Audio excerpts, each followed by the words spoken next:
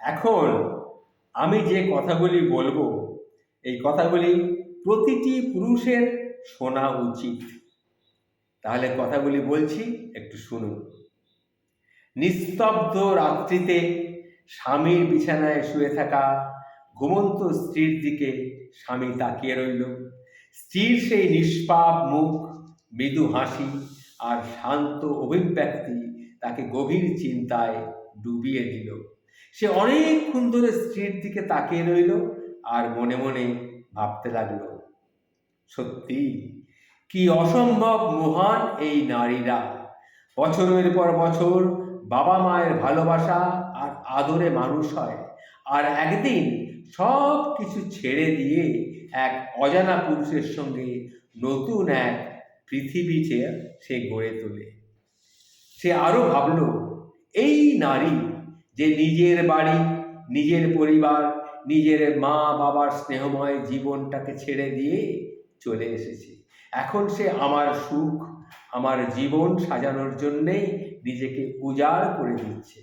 আমার দুঃখ কষ্ট সে ভাগ করে নিচ্ছে, আমার প্রতিটি পরিস্থিতি সে মেনে নিতে প্রস্তুত।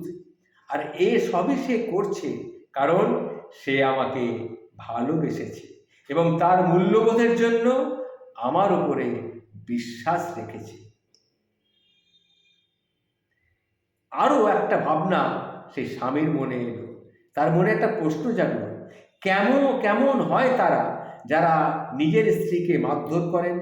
কেমন হয় তারা যারা নিজের স্ত্রীকে অবমাননা করেন, কখনো কখনো বাড়ি থেকে বের করে দেয়?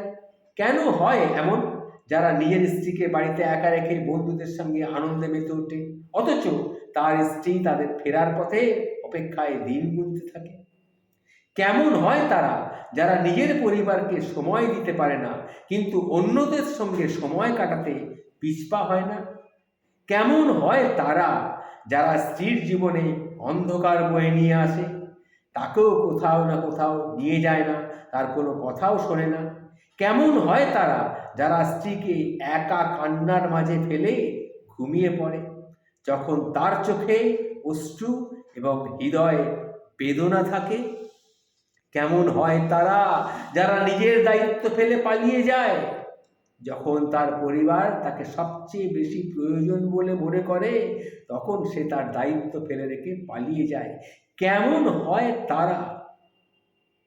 এরপর সেই স্বামী নিজেকেই বলল, মা আর স্ত্রীর স্থান পৃথিবীতে সবচেয়ে সম্মানের।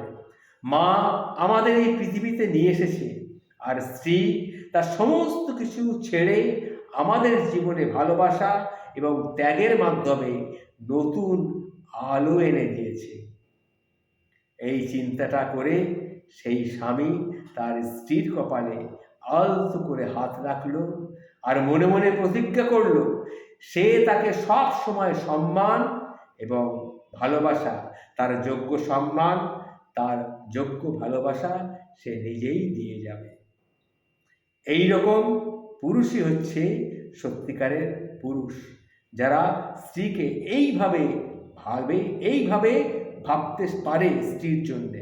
এটাই হচ্ছে আসল পুরুষ, আর বাদবাকিরা সবাই কাপুরুষ।